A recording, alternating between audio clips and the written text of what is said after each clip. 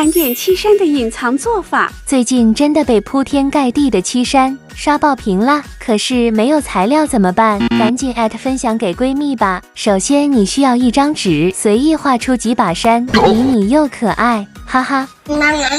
第一款泡面汤，喝不完的泡面汤，千万别倒掉，我怕你会后悔啊！不信你试试就知道啦。怎么样，别有一番味道吧？重点吹着风都是香的。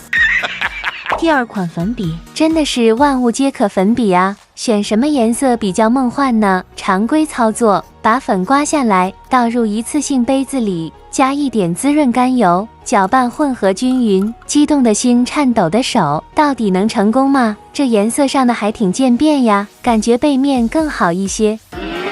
第三款马克笔，弄一个盆装一点水，虽然这个方法有点费钱，但是成品绝子，不信你跟我一起制作吧，哈哈，好好玩啊，绝对比外面做的好看100倍，特别有艺术感。